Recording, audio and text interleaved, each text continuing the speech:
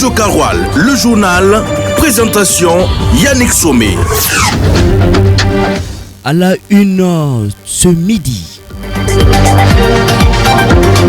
la laiterie Fantou Yarou a désormais une annexe à Nyarala. La cérémonie d'inauguration a eu lieu ce dimanche. Le syndicat national des professeurs d'école SINAPEC interpelle le gouvernement sur le redoublement des élèves du primaire. Il demande la suppression de cette mesure.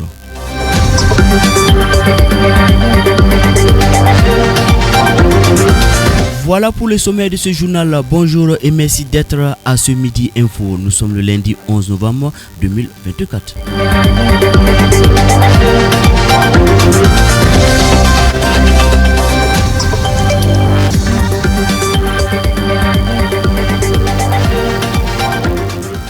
Et ceci dit, la laiterie Fantou Yarou s'agrandit avec la première annexe à Petit Paris le 13 juin dernier. Elle a ouvert une annexe dans le quartier Nyarala au secteur 5 de Dori pour approcher sa clientèle de ses produits laitiers. C'était ce dimanche dans la soirée. Retour sur la cérémonie de l'inauguration avec Amadouli. 17h15, nous nous trouvons sur l'axe rond-point de la vaste gouvernorat route de Seba, non pas pour l'état de la voie, mais pour l'inauguration de l'annexe de la laiterie Fantou Yarou. Amis, parents, partenaires et clients étaient présents. La responsable Adama Dera motive son ambition. C'est à cause de la distance. Souvent avec le manque de carburant, on a la clientèle qui est dans des zones non loties qui disent que souvent par peur, ils ont peur de venir en centre-ville pour payer du yaourt. Donc on a prévu dans tous les coins périphériques là, avoir un point de vente. Réduire les efforts de la clientèle dans la quête de ces produits est la vision de Adama Dera. Et cette cliente de Nyarala, mais aussi détaillante, apprécie l'ouverture de ce point de vente. Fatmata Sawadogo. Wallahi, elle fait du bon travail. Car nous qui payons le yaourt chez elle pour les vendre là et qui habitons à Nyarala ferons moins le déplacement et cela va nous faciliter la tâche. La stratégie employée par la responsable de la laiterie a été bien étudiée au vu déjà de la laiterie Fantou Yarou, Adama Dera. Bon, souvent on a des clients qui viennent et qui n'ont pas l'argent en poste, donc on leur propose de payer par Orange Money ou Mobi Cash. Sa nièce Mariama Diko est venue témoigner la bravoure de sa tante. Le message que j'ai à la transmettre, d'abord toutes mes félicitations à elle. Déjà, étant femme, au foyer même, ça même c'est pas facile. N'en parlons pas de faire plusieurs métiers. En tout cas, je tiens vraiment à la remercier. C'est pas donné à n'importe quelle femme. Je trouve vraiment que c'est une femme battante. Elle a ouvert une boutique, une deuxième, encore une troisième. C'est vraiment une merveilleuse femme. C'est un exemple pour la région du Sahel. On retrouve à l'annexe de Nyarala du yaourt, du déguet, du gapa liquide comme CC et aussi des gâteaux, des cacahuètes, de l'eau. Après Nyarala, Adama Dera prévoit une ouverture dans le quartier Wendou au secteur 7 en attendant de desservir les autres villes du Sahel. Bon vent donc à la laiterie Fantou Yarou et autoregistre. À présent on parle d'éducation face à la presse. Le samedi 9 novembre 2024 à Ouagadougou, le syndicat national des professeurs d'école SINAPEC a interpellé les autorités du Burkina Faso sur les problèmes que vivent les acteurs de l'éducation. Il s'agit entre autres des concours professionnels, de la correction d'indemnités, l'insuffisance des ressources matérielles et humaines dans les écoles ainsi que l'insuffisance de formation continue pour les enseignants. Le SINAPEC interpelle aussi le gouvernement sur le redoublement des élèves du primaire. On écoute le porte-parole Germain Bayili sur la dernière préoccupation. Question avec nos confrères de Minute.bf. Quand un élève franchit le CM2, il arrive en 6e, il veut se reposer. Si vous prenez le quota des élèves du public qui arrivent en 3e, c'est vraiment alarmant. Il faut reconnaître que, alors que ceux qui quittent le privé, ils avancent haut les mains. Parce que là-bas, c'est la moyenne où tu le doubles. Et en plus, la plupart, c'est des élèves qui sont en ville. Non seulement ils manipulent le français, et on exige encore la moyenne. Donc, ils ne peuvent qu'être excellents.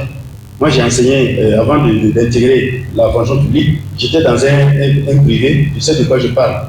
La première fois qu'on a fait, comme on appelle, un résultat où un élève qui avait échoué, c'est ce jour-là qu'on a connu la fondatrice de l'école.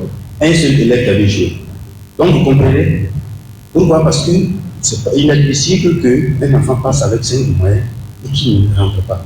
Donc ici, nous demandons que le gouvernement supprime purement et simplement. Ou bien peut-être ramener à 4. On peut dire même un élève qui a 4 de moyenne, ça va un peu. Mais 1,75, parce qu'il est dans 1, il ne peut pas redoubler. De 12 à moi, ça ne peut pas donner. Bon, je voudrais ajouter là-bas quelque chose. Vous voyez, laisser un enfant avec une moyenne très faible, avoir 1, ça joue sur l'enfant. Donc vous progressez, mais l'enfant il n'y a pas de problème. Les parents même souffrent. Donc, son enfant est là. Bon, c'est lui qui. Bon, vous-même, vous savez qu'il faut être là où il est là, ça ne va pas. Si le continue comme ça, automatiquement, il va arriver à la maison. Un jour, il ne pourra pas supporter. Mais à ce moment-là, on a fait l'enfant, je dors à l'enfant. Donc, c'est pas normal. Et toutes nos excuses pour cette qualité sonore inférieure. L'Université d'agriculture et de sylviculture de Fujian de la République populaire de Chine, en collaboration avec l'École nationale de l'élevage et de la santé animale ENISA, a initié pendant 21 jours un séminaire de formation certifiante sur la production de fourrage et de champignons comestibles selon la technologie Junkao. Ce sont 110 agents burkinabés qui ont bénéficié de cette formation à la fois théorique et pratique tenue pour la première fois à Ouagadougou, et c'est une cérémonie de clôture bien organisée ce 11 novembre par l'ambassade de Chine au Burkina. À cette occasion, en fin de formation, les agents ont reçu leur certificat. Foot, basket, handball, judo, cyclisme, le sport. Et la page sport de ce journal contient 2 informations. On s'intéresse d'abord à la lutte. La direction régionale de la culture, des arts et du tourisme du Sahel et celle des sports et loisirs du Sahel ont organisé une formation en lutte. La formation a duré 6 jours et la radio Kaoral a suivi une séance d'entraînement pratique dans l'arène de la direction régionale des sports et des loisirs du Sahel. Suivons le reportage de Ayouna Maïga pour suivre la session. La formation en lutte traditionnelle organisée par la direction régionale de la culture, des arts et du tourisme du Sahel en collaboration avec la direction régionale des sports et des loisirs du Sahel a regroupé toutes les catégories des lutteurs. Cette formation a pour but la valorisation de la lutte traditionnelle selon le formateur Moussa Taram. Cette formation va rentrer dans le cadre de la mise en place d'un club informel, donc au profit des pensionnaires de l'USBF et de la SNC, qui va aboutir vraiment à la valorisation de cette lutte traditionnelle. Kadiata Tamboura, étudiante en élevage et participante, a retenu beaucoup de notions grâce à cette formation. La formation nous a permis d'avoir plus de techniques et puis de pratiquer aussi le sport qui est vraiment important pour la santé. Et puis grâce à le sport, là, tu peux effectuer des voyages aussi, avoir des contacts. Issoufa Diallo, étudiant en sociologie et participant, a fait des doléances à l'endroit des organisateurs.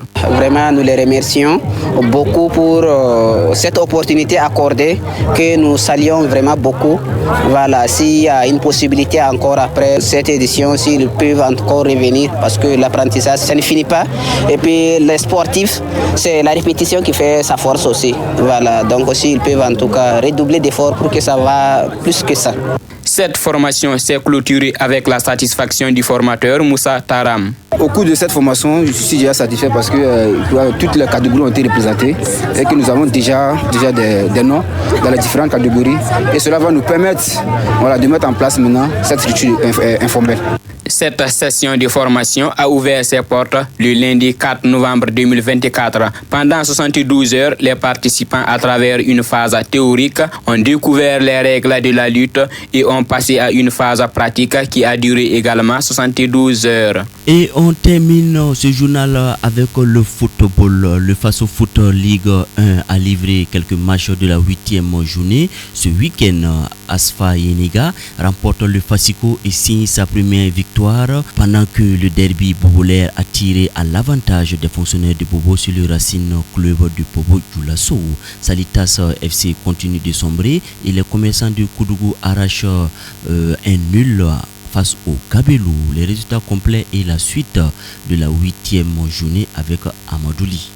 Dans le Fasiko, les zones vertes de Asfa Yenenga s'offrent les bleus et blancs de EFO et signent leur première victoire de la saison sur un score de 1-0. Le derby de Sia ASFB face au RCB tourne à l'avantage de ASFB 1-0. Par contre, le leader du championnat, l'AS Sonabel, laisse des points à Banfoura face au Sporting Cascade en faisant un nul vierge. Le Braimo s'impose malgré une infériorité numérique dès le début de match. 3-1 face au Colombe de Ouagadémit. La rencontre entre le deuxième AS Douane et le dernier du championnat ASEC de Koudougou s'est soldée par un nul 0-0. Même score dans le match qui opposait Majestic au Vitesse FC. Suite de la 8e journée ce soir à partir de 15h. Le Rail Club de Kadiogo sera face à l'Union Sportive des Forces Armées. Dans le même temps, les deux premiers s'affrontent. L'Union Sportive de la Comoé se déplace à Ouagadougou pour affronter le Real du Faso.